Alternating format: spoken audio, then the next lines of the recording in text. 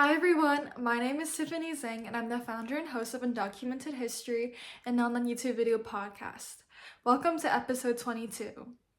I'm super excited to share with y'all today's episode because I will be interviewing Jerry Wan, whose podcast, Dear Asian Americans, inspired me to start my own. In today's episode, Jerry and I will discuss why so many powerful stories go untold, how he started his Asian American advocacy journey, and how we can continue cultivating representation and inclusivity even today. Here is my conversation with him. Hi, everyone, and welcome to Undocumented History, an online video podcast focused on educating others about Asian culture and history while also amplifying Asian voices and stories. I'm Tiffany Zhang, your host, and today we have a very special guest, Jerry. Jerry is the founder and CEO of World Class Speakers, a company that provides training and for keynote speakers. He's also the founder and CEO of Just Like Media, an Asian American storytelling and creator company. Jerry, thank you so much for being here today and taking the time to join me. Before we start, is there anything else that you want to add regarding to what you do and who you are? No, Tiffany, thank you for having me. It is really inspiring to see young people like you continue to share our stories. I think, we're sitting here right in the middle of February, just about a month after the inauguration or into the new administration, and obviously there's a lot of things going on that directly and indirectly impact our community. It's particularly in the area of storytelling, and so. Really grateful that I have you bring me much faith, much needed faith and hope for our next generation to continue the work that so many have done before me and alongside me to make sure that our stories don't go unerased and that we can continue to advocate for not just our own community, for everybody else. And so I'd like to start off by saying that I am very proud of you and that I am very grateful that we get to do this. Of course, thank you so much. And I guess just to kind of give our viewers some background context, so what was kind of your inspiration in starting like your companies and like your journey of like Asian American advocacy and storytelling? Sure. I'll roll the clock back a little bit, even more. I was born in Korea and came to the States when I was 8. We moved to a suburb in LA that was, fairly friendly for Koreans. There's a lot of Korean businesses and a lot of Korean communities there. And so my identity was an interesting journey becoming American, right? Or sort of blending our two cultures. Our family moved to New York City, where it's extremely diverse, came back to LA to attend college. And so, you know, when we hear sometimes stories of, oh, I didn't see myself in places, like it was a yes and no for me, right? I saw plenty of my people. I just don't think that we saw them in places that really impacted how we saw ourselves in leadership, in business, and the things that we and our parents more so wanted for us, right? And so when you go through these, I lived in a pretty diverse suburb. Then I went to or a very Korean suburb called Fullerton. Went to high school in New York City. Went to USC, which is a significant Asian American population. And yet, when you reflect, or when I reflect on who taught me, who put ideas and thoughts into my head, there's not a lot of people who look like me, right? And so, talking about teachers and sports coaches and community leaders and all these people. And so, um, but as a kid growing up and as a kid who is, much like your parents, I would imagine, and many parents of listeners of your show, we're taught to study hard and let grades speak for ourselves. Um, Extracurricular activities are encouraged if and only if it helps us get to the next level. And we are questioned constantly on the merits of, do you need to do that? Does that help you get into college or whatever, right? And so I, like many others, just believe that was the fate and the goal of us, right? Trying to blend in. My mom would say things like, just do your best, study hard, things like that. Um, I say all that because it wasn't, and I think I had all these ideas always sort of like, uh, tinkering in my head about sort of who got to teach me these things, right? Um, and if your audience feels like I am dancing around, tiptoeing around the question, it's like it's no surprise. It was a bunch of white guys, right? Like teachers, coaches, people whose books we read, people who gave the talks on stages of the events we went to. then your managers and the executives and industry leaders that you're taught to sort of look up to and revere as these, unquestionable authorities on leadership, that didn't reflect my experience, right? Because my experience, as I'm sure it's very unique for many Asian Americans out there, is very different than that, right? We experience life in America differently. We're treated differently. I admit my own privilege. I am an educated East Asian man, a cisgendered one, um, and so I don't know what it means to be anybody else but me. Um, and so fast forward, I did 10 years of sales and marketing work after college. During college, I was rather involved with Asian American initiatives. I was president of our Korean Association and stayed involved.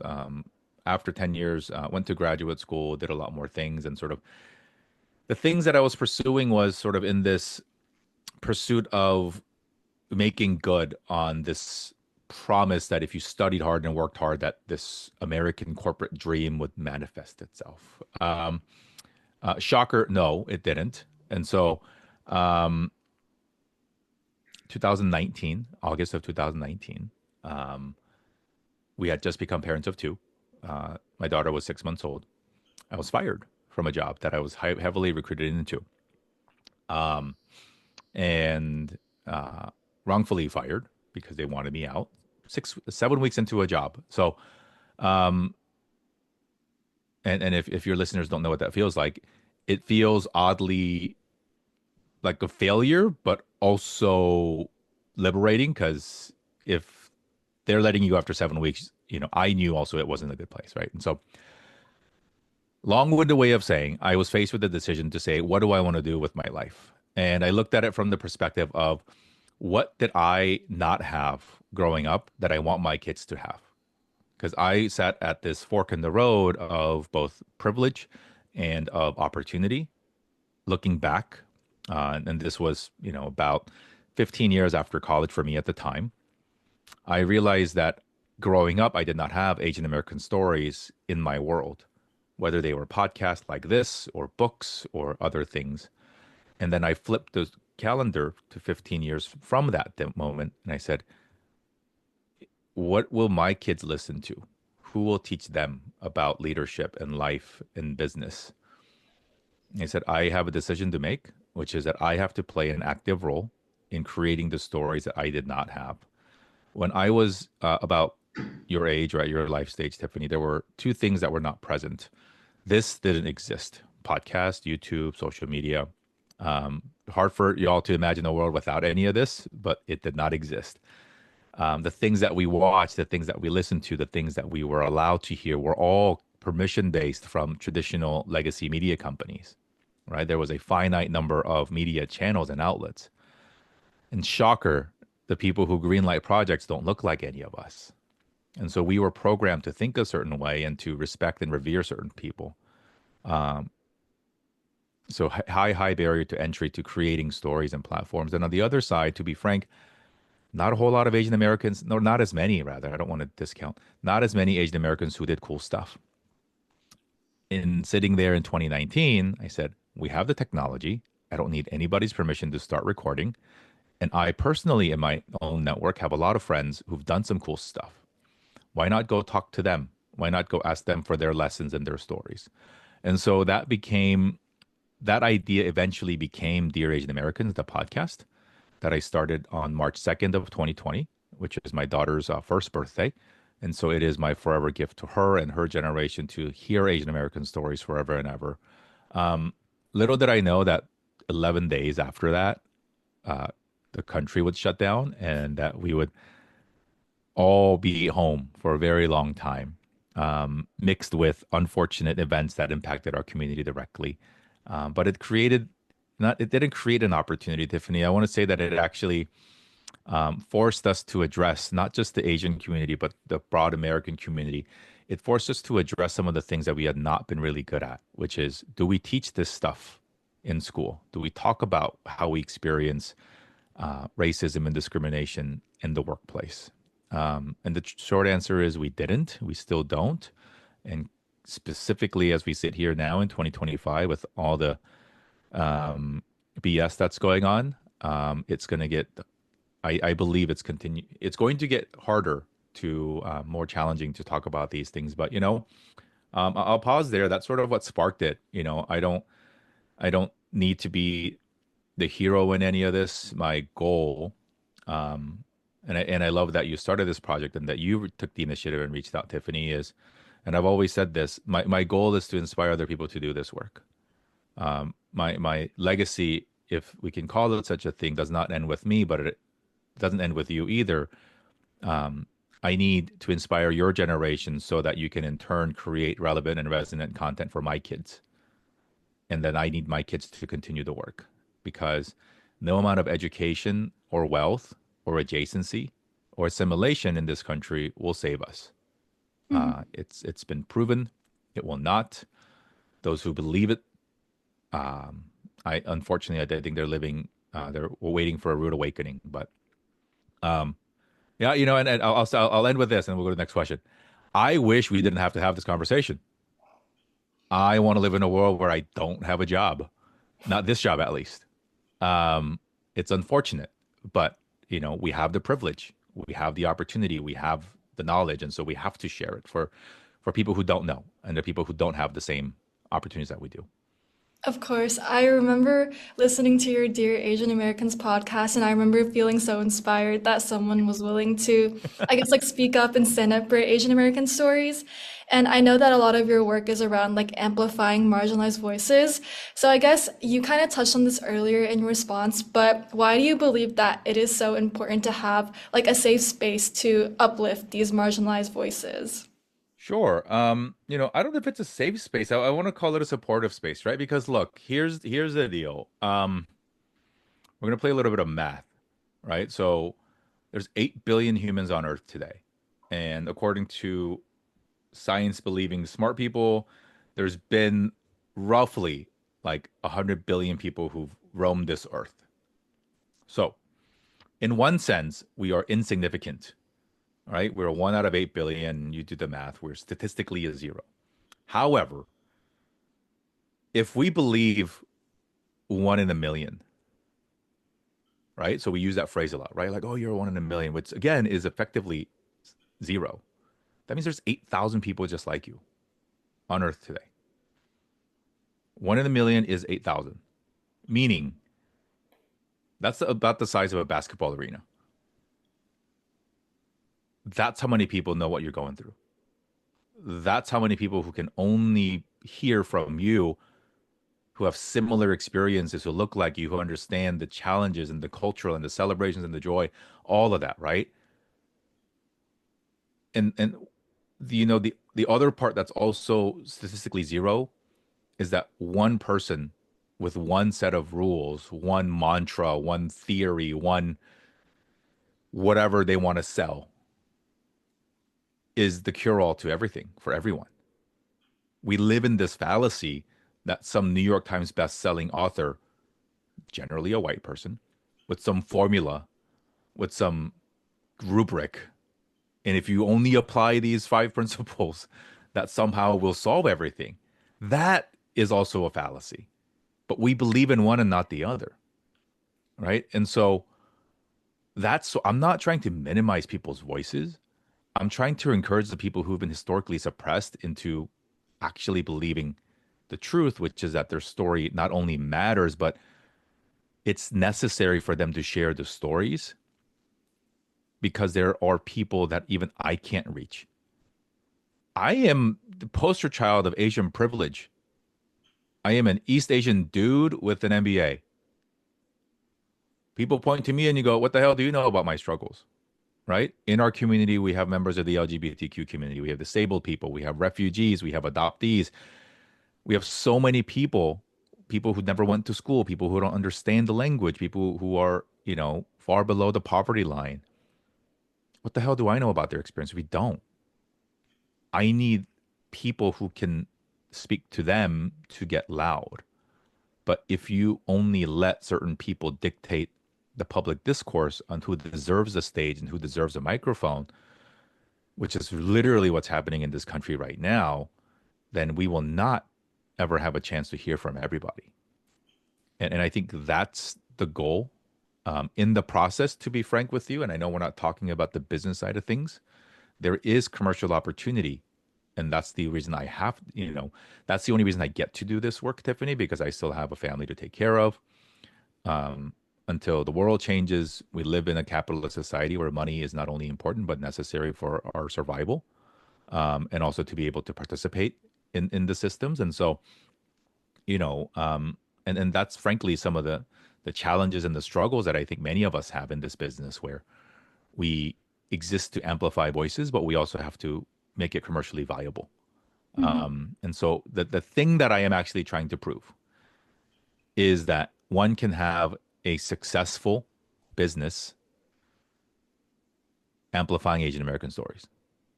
So the question that I want to answer, and we've answered it, and I need more people to answer it, is because sometimes we get into this weird, particularly in our community, that good equals free, right?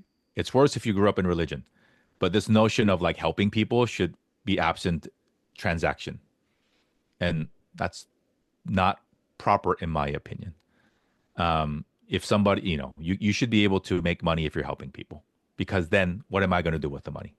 I'm going to help more people, Mm-hmm. right? And so, in any case, so yeah, my mantra is get loud, and I want to encourage people to get loud. And it's not this sort of like, drill Yeah. sergeant, get loud. It's sort of helping people understand why they need to get loud Mm-hmm. in ways that they can get loud in their own way.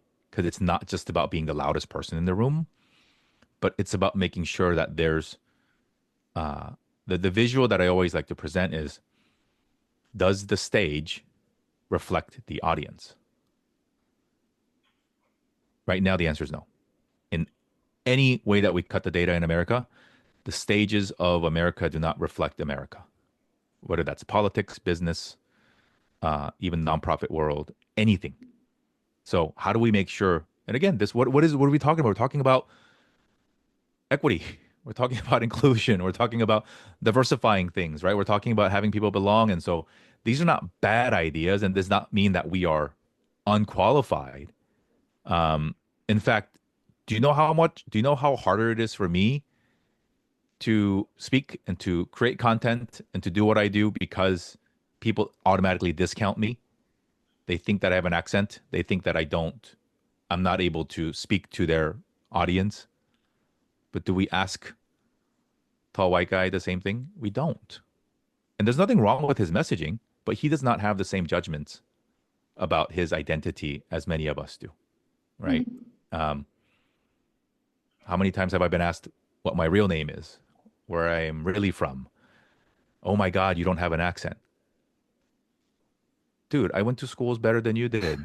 Like, don't get me started, right? And so, in any case, I think this notion, uh, you have to understand these things, and whether you like it or not, you are affected by all of it. Mm-hmm. Yeah, of course. Thank you so much for sharing. And I wanted to kind of go back on what you touched on before about how, like, the voices that we hear, even though they're just one voice, they're like the loudest voice, whether that be like the people we see on stage and stuff. So why do you believe that so many like powerful untold stories are untold? And like why do you believe that like these voices that we hear are usually from like the privileged like white, I guess like man, I guess. Because it helps them. It maintains status quo. And status quo means that an imbalance, that it continues to exist or even tilt in their favor, the continued imbalance of wealth, of power, of influence, and of narrative control, right? So we're seeing it right now, in this country, book bans, people being fired for speaking up.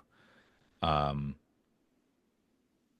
if you have a system that is rigged in your favor, why would you let the people who are trying to shine light on that? The TikTok ban was not about China and data. It was about Palestine, because there was growing, that's the platform that activists were going to share. Not even activists, regular people. And it goes against the interest of certain people and certain organizations. And so they found a straw man to go blame and to try to take that down, right? And so, um, and again, if you're like, Jerry, that's crazy. It's like, is it though? Like, did you learn about Chinese exclusion in school? Did you Um, learn about, incarceration of Americans of Japanese descent in school? Not everybody did. And there are people actively making sure that their kids never learn. The homeschool movement, which is framed as this sort of I get to control what my kids learn, means that those kids will never learn or learn it from their own angle. Do you know how scary that is? That we're and so that's why we have to stay loud. Um, you know, um, it's erasure. And I don't know, it's such an interesting time that we're recording this, Stephanie. Like, I don't know what the future holds. It's scary and it's very, yeah. yeah.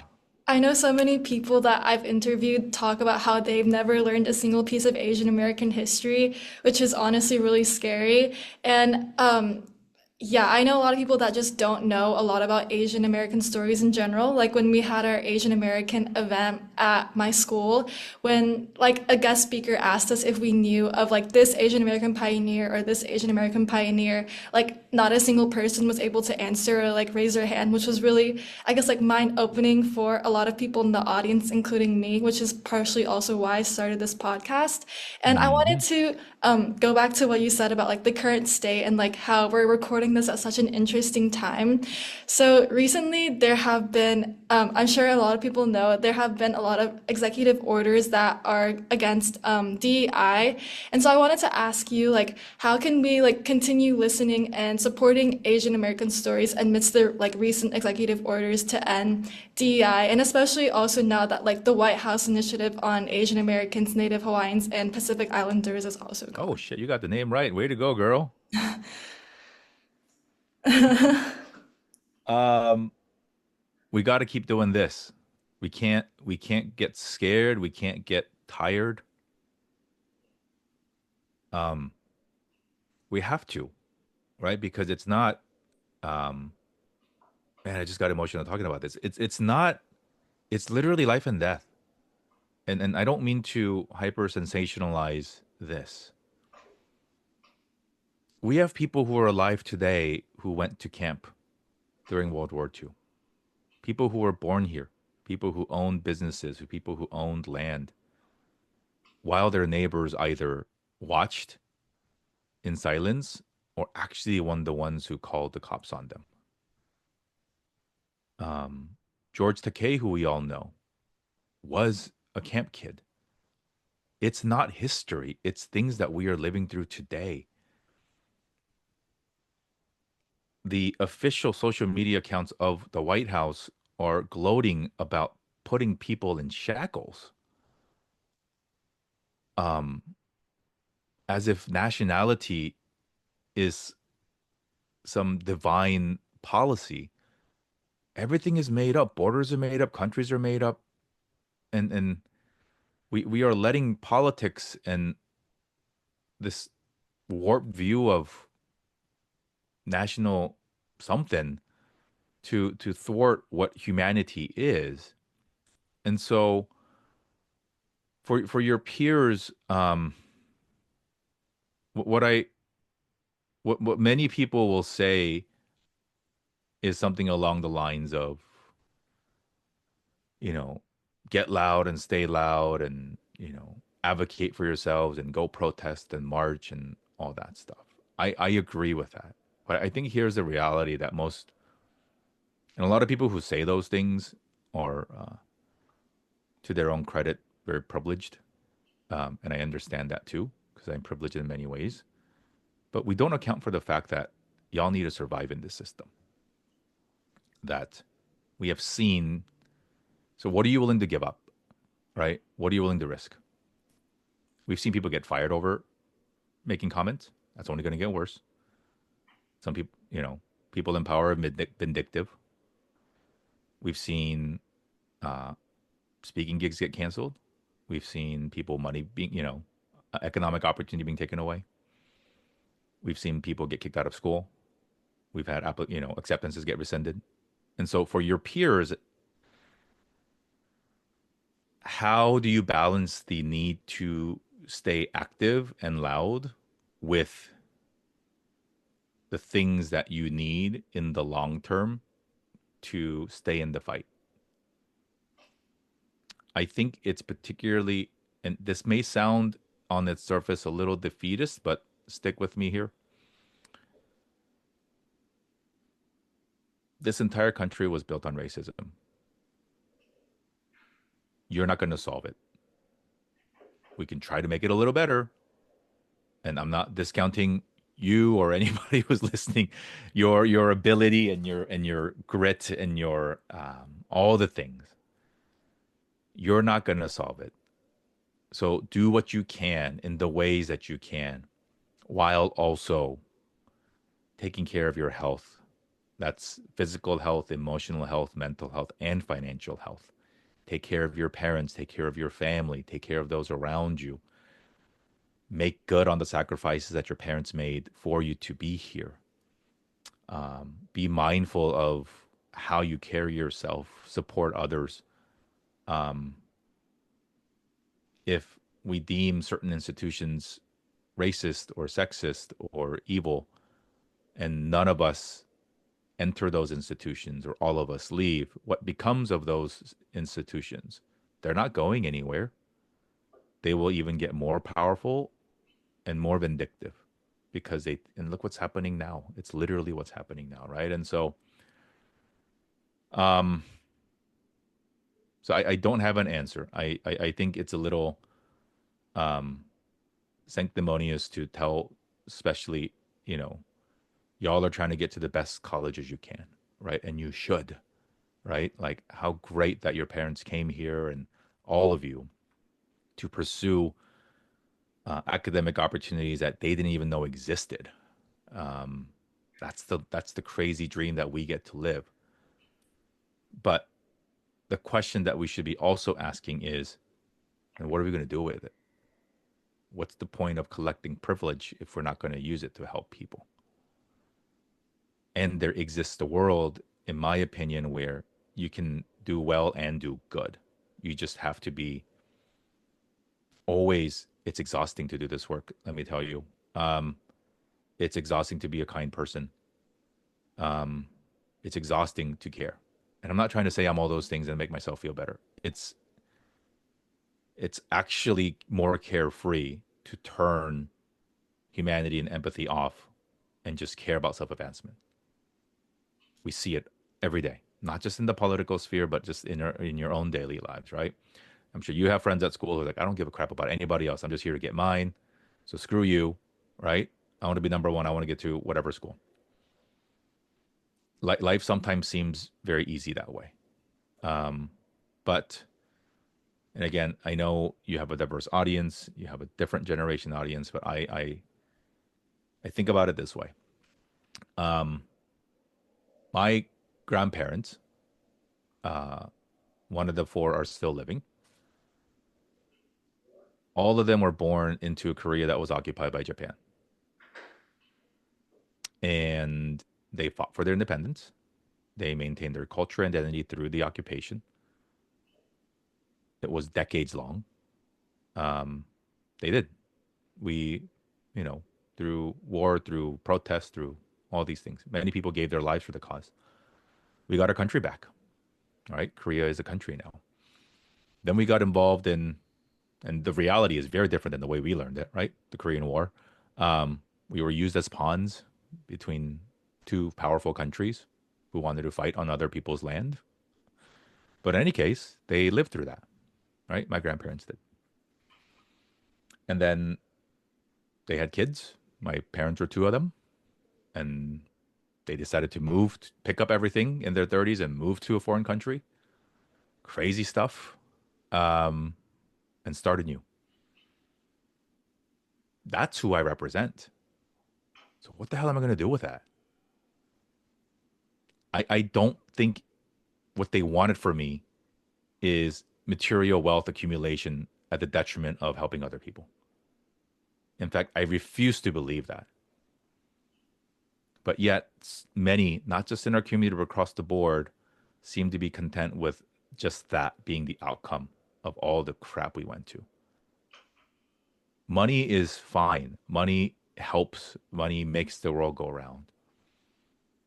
And maybe some of your listeners are younger, so y'all haven't don't have kids or think about this stuff. But when you talk about your grandparents, what are you grateful for? The things that they've done for you, right? Money might be a part of it because maybe they did something and now you have, access and privilege. Fine. Remove that. What did they actually do? And in this moment, in this pivotal moment in America where we are being impacted, all right? There was a kid in Texas just this week who committed suicide, a teenager, because of bullying about immigration and her team or classmates telling her that they're going to call ICE on her parents. That's evil. Where do you think they learned that? We have the power to call those things out. We have the power to stand up for our friends. But if we operate under this, I'm trying to get to Harvard so I don't care about anything else. I'm trying to get a job at XYZ so I don't care about anything else. Are we really making good on that sacrifice that our parents and our grandparents made? It's a question only you can answer. And then again, we flip the timeline. 50 years from now, when you have your own grandkids, what are you going to tell them you did in 2025? Because they will read about this in their history books. Hopefully, it's in a real version, right? The true version of what happened. What are you going to tell them you did? That you put your head down? You went to go work at a bank? Yip, yip, yippity doo, you made some money? You moved to a gated community and you were safe? And looked the other way? When we learn about atrocities in history, like the Holocaust, and read the stories of Anne Frank, what's the first question that we ask ourselves? What the hell was everybody else doing? How did we let this happen? Yo, it's happening now. Palestine's happening now. Deportations are happening now. Japanese incarceration happened in our lifetime. So we are part of the problem. I'm not saying like go march, maybe go march, right? But I'm just saying like do something. Pick a lane, pick a battle, pick a fight. Um, Run for office, go volunteer, like make content. Um, so yeah, I don't know.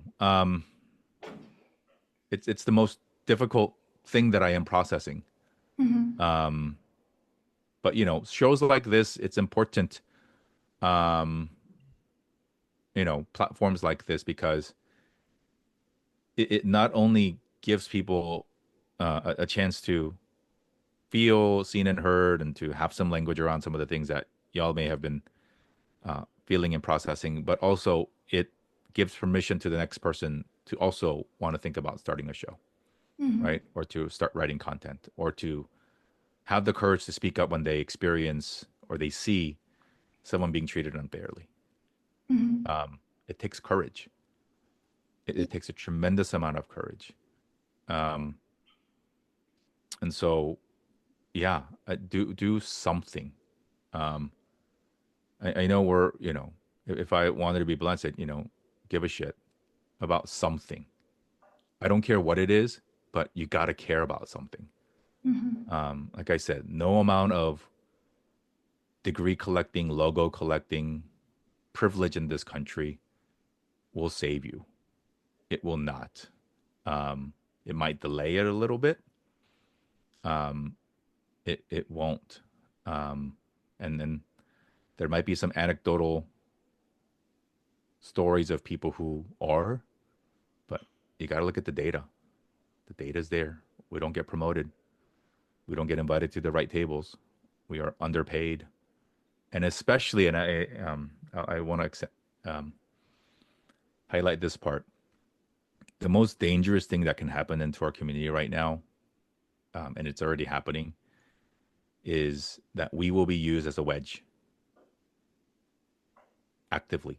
I haven't read the actual memo, but a few days ago, Department of Education sent a notice to institutions that receive federal funding, which surprises every school Every school gets either research grants or some sort of Fannie Mae scholarships.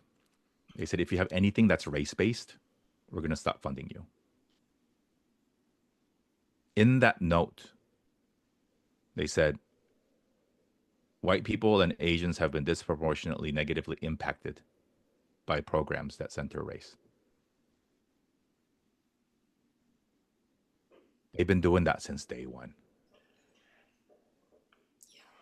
The model minority myth, if you study its origins, is a theory that came post incarceration camps to paint this picture of, yo, we know, sorry, I know we put you in camps, but look how well they rebounded. Look at these resilient people.